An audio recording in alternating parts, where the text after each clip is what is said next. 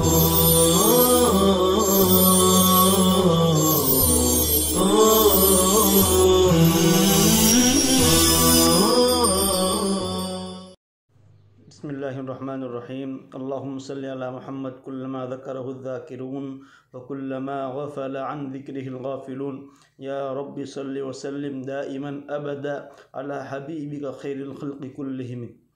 अज़ीज़ तलबा-ए इज़ाम, जैसा कि गुज़श्ता सबक में आपके सामने ये बयान किया गया कि वज़ू किन सूरतों में ज़रूरी हो जाता है, तो इससे पहले 4 चीज़ें बयान कर दी गई।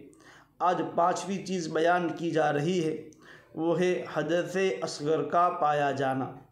यानी अगर किसी ने क़ज़ाए हाजत कर ली या पेशाब की हाजत हुई तो उसके बाद नमाज पढ़ने का इरादा करे या कुरान करीम हाथ में लेकर तिलावत करना चाहता हो तो ऐसे शख्स पर वज़ू वाजिब है। और अगर कोई शख्स पहले से बावज़ू है तो उस पर वज़ू करना वाजिब तो नहीं, लेकिन अगर कर ले तो अजर व सवाब का मुस्तहिक़ होगा। इस 5वीं सूरत में बयान किया हदसे असग़र का पाया जाना। हदसे असग़र किसे कहते? 2 चीज़ें हैं, एक है हदसे असग़र, एक है हदसे अकबर। हदसे असग़र कहते हैं ऐसा हदस लाहिक हुआ कि वज़ू करना उसके लिए ज़रूरी हो जाता है। अगर वज़ू नहीं करता है तो वो पाकी हासिल नहीं कर सकता। और एक है हदसे अकबर। हदसे अकबर कहते हैं ऐसा हदस लाहिक हुआ कि उस शख्स के लिए गुस्ल ज़रूरी हो जाता है। अगर गुस्ल नहीं करता है तो वो नमाज नहीं पढ़ सकता है। उसको नमाज पढ़ने के लिए, इबादत करने के लिए गुस्ल करना ज़रूरी हो जाता है। इस मसले में बयान कर रहे हैं कि अगर किसी शख्स ने क़ज़ाए हाजत कर ली या पेशाब कर लिया या रीह खारिज कर ली या क़े हो गई या बदन के किसी हिस्से से खून पीप निकल आया या वो टेक लगाकर सो गया, ये वो चीज़ें हैं जिनसे वज़ू ज़रूरी हो जाता है। अगर ऐसी कोई सूरत पेश आई तो फिर उसके लिए वज़ू ज़रूरी हो जाता है और वज़ू के बगैर नमाज पढ़ना सही नहीं। नंबर 6 पर बयान करते हैं हदसे अकबर न होना। हदसे अकबर यानी ऐसा हदस लाहिक हुआ जिसकी वजह से गुस्ल ज़रूरी हो गया। और गुस्ल कैसे ज़रूरी होता है? जनाबत लाहिक हुआ, नहाने की ज़रूरत पेश आ गई, या औरत है तो उसे अय्याम हैज़ आए या अय्याम निफास आए और फिर ये अय्याम ख़त्म हो गए, अब उसे नमाज पढ़ने के लिए पाकी हासिल करना ज़रूरी हो जाता है। तो ऐसा कोई हदस लाहिक हुआ जिससे गुस्ल ज़रूरी हो जाता है, उसे कहते हैं हदसे अकबर। नंबर 6 हदसे अकबर ना होना, यानी हालत जनाबत या हैज़ व निफास की वजह से गुस्ल वाजिब हो तो उसके लिए वज़ू काफ़ी न होगा। नंबर 7 वक्त का तंग होना, यानी नमाज का वक्त ख़त्म होने में सिर्फ इतना वक्त बाकी हो कि जिसमें वज़ू करके आराम से नमाज पढ़ सकता हो, तो ऐसी हालत में वज़ू करना वाजिब है। और अगर बहुत ज़्यादा वक्त बाकी हो, मसलन किसी नमाज के ख़त्म होने में अभी 1 घंटा या उससे ज़ायद वक्त है, तो उस सूरत में फ़ौरन वज़ू करना वाजिब नहीं है बल्कि ताख़ीर भी जायज़ है। इस मसले में ये बयान कर रहे हैं कि नमाज का वक्त चल रहा था और वो वक्त आ गया कि बस अब नमाज का वक्त ख़त्म होने को है, तो अगर वो वज़ू नहीं करता है तो ज़ाहिर सी बात है कि नमाज नहीं पढ़ पाएगा। और नमाज नहीं पढ़ा मतलब उसने फ़र्ज़ छोड़ा, उसने एक नमाज को छोड़ा, जो नमाज का वक्त गुज़र रहा था और उसने नमाज नहीं पढ़ा, तो ऐसे शख्स के लिए कि नमाज का वक्त ख़त्म होने जा रहा था, आखिर की 10-15 मिनट या कुछ मिनट बाकी रह गई, अब वज़ू ज़रूरी है। अगर वो वज़ू नहीं करता है तो वो गुनहगार होगा। हाँ, लंबा वक्त बाकी है, आधा घंटा बाकी है, 1 घंटा बाकी है, तो उस पर वज़ू ज़रूरी नहीं है। मिसाल के तौर पर ज़ोहर का वक्त शुरू हुआ 12:30 बजे और वक्त ख़त्म हुआ 5 बजे, तो 12:30 बजे ज़ोहर ज़रूरी हो गई थी, लेकिन अभी उसने वज़ू नहीं किया, उस पर वज़ू करना ज़रूरी नहीं था। 1 बजे, 2 बज गए, 3 बज गए, 4 बज गए, अभी उसने वज़ू नहीं किया और ज़ोहर की नमाज़ नहीं पढ़ी, तो उसके ऊपर अभी वज़ू करना ज़रूरी नहीं था, क्योंकि नमाज के वक्त को ख़त्म होने को अभी टाइम है। 4:30 बज गए, अब वक्त ख़त्म होने आया है। अब अगर वो नमाज नहीं पढ़ता है तो उसकी फ़र्ज़ नमाज कज़ा हो सकती है। ऐसी हालत में अब उसके ऊपर वज़ू करना ज़रूरी हो जाता है। अगर वो वज़ू नहीं करता है तो एक वाजिब को तर्क करने वाला है, और अगर नमाज नहीं पढ़ता है तो फिर एक फ़र्ज़ को तर्क करने वाला है। लिहाजा नमाज को वक्त पर अदा करना चाहिए और उसके लिए बावज़ू होना चाहिए। वज़ू की सुन्नत, सबसे पहले आपके सामने फ़राइज़ वज़ू को बयान किया, अब यहाँ पर वज़ू की सुन्नतों को बयान कर रहा हूँ। वज़ू में दर्ज झेल काम करना सुन्नत है। वज़ू करने वाले को चाहिए कि वो इन तमाम बातों पर अमल पैरा हो ताकि उसका वज़ू कामिल हो जाए और उसके सवाब में कुछ कमी न हो।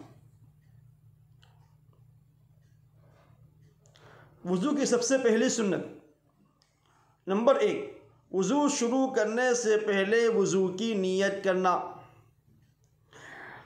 किसी भी अमल के अंदर, किसी भी अमल में नीयत करना बहुत अहम होता है। अगर आप किसी भी अमल के करने से पहले एक अच्छी नीयत कर ले तो वो अमल आपके लिए सवाब का ज़रिया हो जाता है।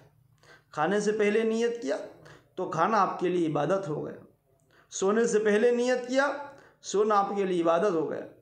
आप सोने से पहले नियत कर लें कि मैं सो रहा हूँ इसलिए ताकि मुझे आराम मिले, मैं सुबह उठूँ हसास पसास होकर उठूँगा और नमाज फ़ज्र बाजमात पढ़ूँगा, उसके बाद तिलावत कुरान मजीद करूँगा और उसके बाद दीनी उमूर में लग जाऊँगा, दावत के काम में मशगूल हो जाऊँगा। ये उसकी नीयत थी।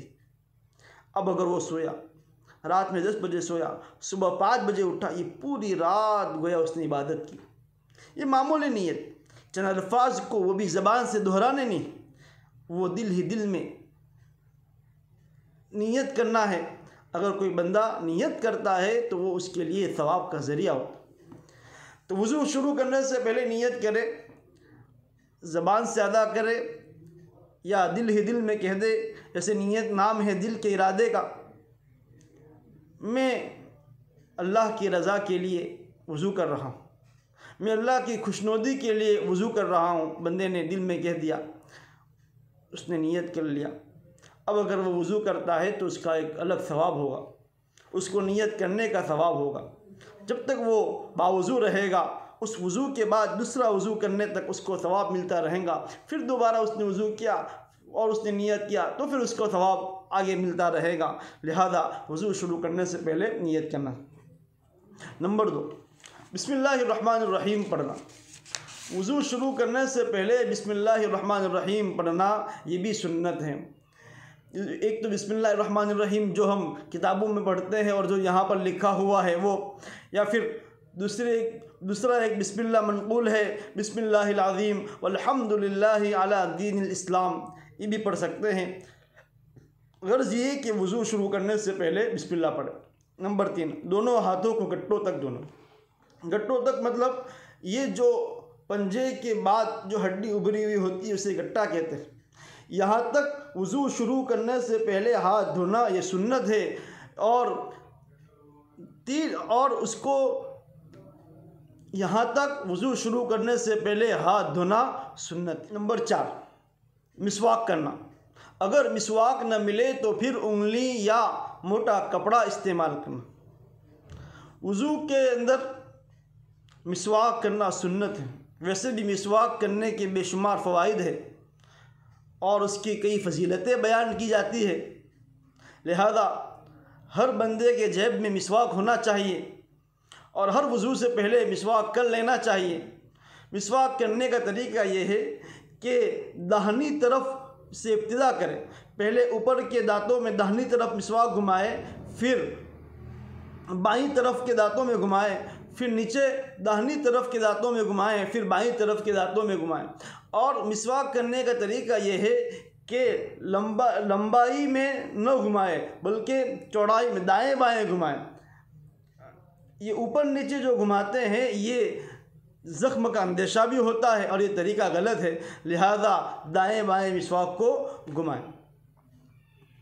नंबर 5, कुल्ली करना। 3 मरतबा कुल्ली करना ये सुन्नत है। आदमी को चाहिए कि वज़ू के अंदर 3 मरतबा कुल्ली करे और कुल्ली करने में इस कदर मुबालगा करे कि पानी हलक तक पहुँचे। हाँ, अगर रोज़ा है तो फिर इतना मुबालगा का नहीं करना चाहिए, वरना इतना मुबालगा करे कि हलक तक पानी पहुँच जाए। नंबर 6, नाक में पानी डालना। 3 मरतबा नाक में पानी डालना ये भी सुन्नत है और हर मरतबा नाक में पानी डालने के लिए नया पानी लेना चाहिए और पानी इस कदर ले और उस कदर पानी नाक में पहुँचाए कि नाक की नरम हड्डी जिसको नथनी कहते हैं वहाँ उसकी जड़ तक पानी पहुँचे। हाँ, अगर रोज़ा है तो फिर इतना मुबालगा करना ज़रूरी नहीं है, इसलिए कि बहुत मुमकिन है कि इस तरह मुबालगा करने में पानी हलक तक पहुँच सकता।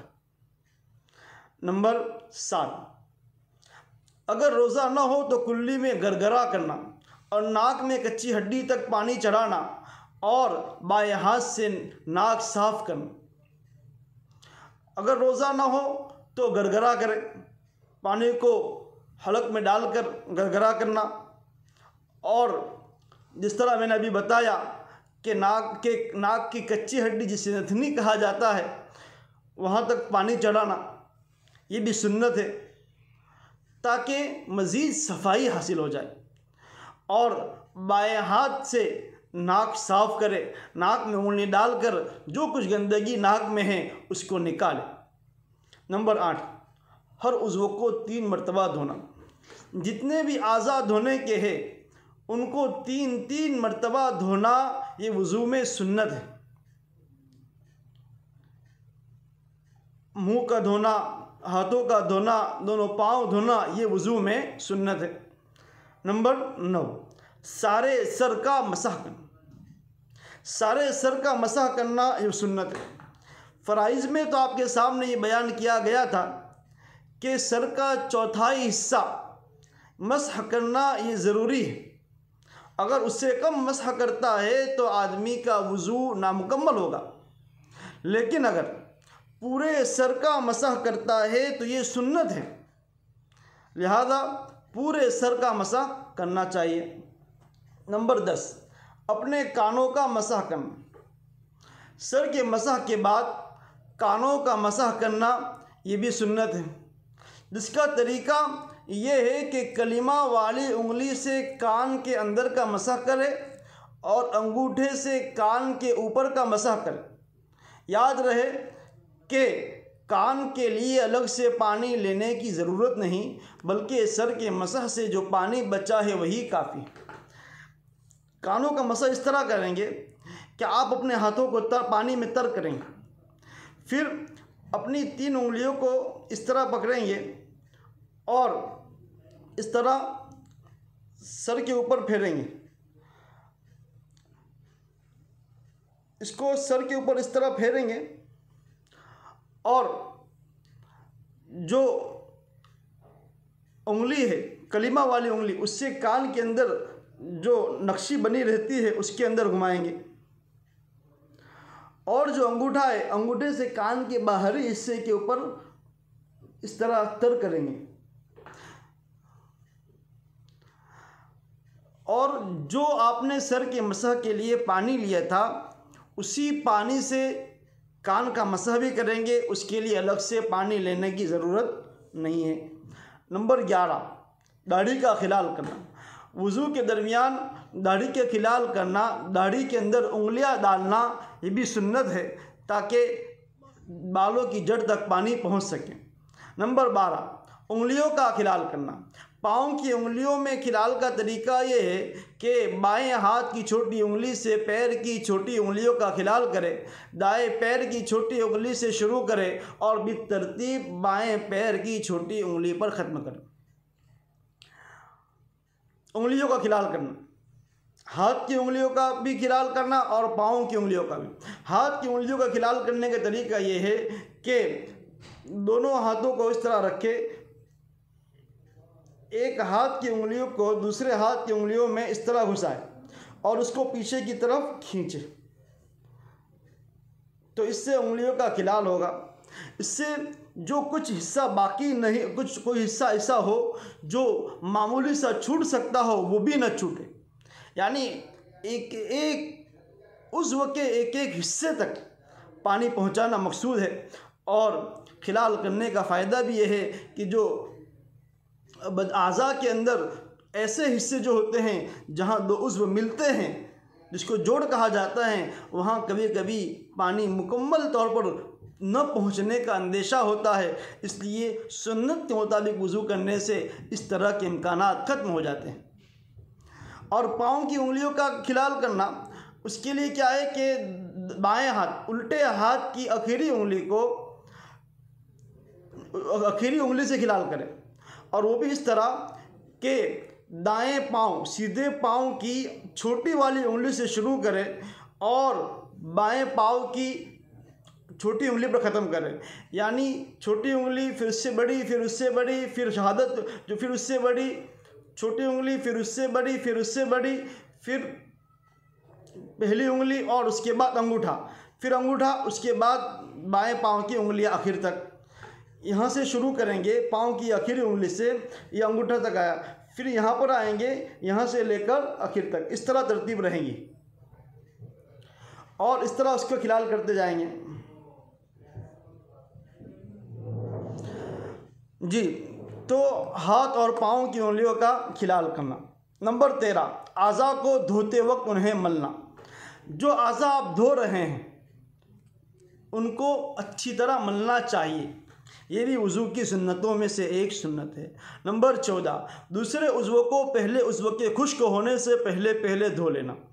आज़ा को उस तरह जल्दी से धोना और इतना वक्त न, इतना फासला न करना कि आपने एक उज़्व धोया और फिर दूसरा उज़्व धोते धोते पहला उज़्व खुश्क हो गया।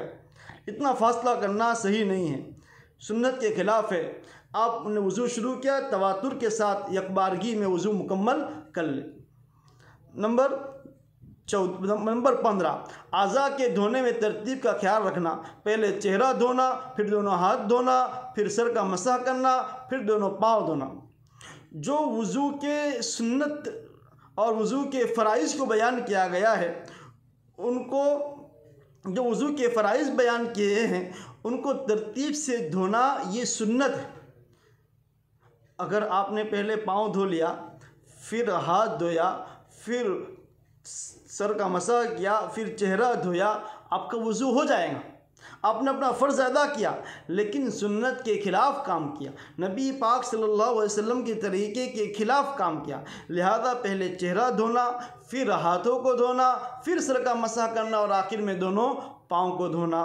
नंबर 16, दाएं हाथ को बाएं हाथ और दाएं पाँव को बाएं पाँव से पहले धोना।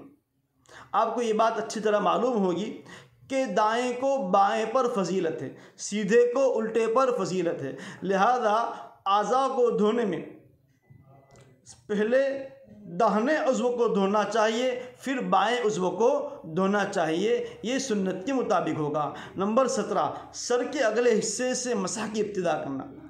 मसाह करना आप अगर मसा इस तरह करते तो भी सही है, आप इस तरह करते तो भी सही है, आप इस तरह करते तो भी सही। लेकिन सुन्नत तरीका ये है कि इब्तिदा पेशानी के बालों से होनी चाहिए और यही सही तरीका है। आप दूसरा किसी तरीके से मसह करते हैं, आपका मसह हो जाएगा, इसलिए कि फ़र्ज़ तो सिर्फ चौथाई सर के ऊपर तर हाथ को फेरना है। लेकिन अगर आप सुन्नत के मुताबिक अमल करते हैं तो आपको सुन्नत पर अमल करने का अलग सवाब मिलेगा, वज़ू करने का अलग सवाब मिलेगा। लिहाजा हम क्यों न एक वज़ू के अंदर कई सवाब को हासिल करने से महरूम रहे। आज का सबक यहीं पर ख़त्म करते हैं। इंशाअल्लाह आने वाले असबाक में और बातें बताई जाएंगी। अल्लाह ताला हम सब को अमल करने की तौफ़ीक़ अता फ़रमाए। तलबा इदाम से दरख्वास्त है कि ये वो चीज़ें हैं जिनको अज़बर करना ज़रूरी होता है। आप कोशिश करें कि इनको याद करें, मुकम्मल न याद करें तो भी कम से कम आपको इतना मालूम होना चाहिए कि वज़ू के फ़राइज़ इतने हैं और ये है, वज़ू की सुन्नतें इतनी हैं और ये है। आपको सिर्फ इतना ही याद हो जाए तो ये आपके लिए काफ़ी है, इसलिए कि ये ऐसी चीज़ है जो आपको रोज़ाना की ज़रूरत है। रोज़ाना आप वज़ू करते हैं, अगर आप हर मरतबा आप इन सुन्नतों पर अमल करेंगे तो वैसे भी आपको याद हो जाने वाला है। लिहाजा आप इनको याद करने की कोशिश करें और मेहनत से पढ़ते रहे। अल्लाह ताला आप सबका हामी व नासिर हो। अस्सलामु अलैकुम व रहमतुल्लाहि व बरकातुहू।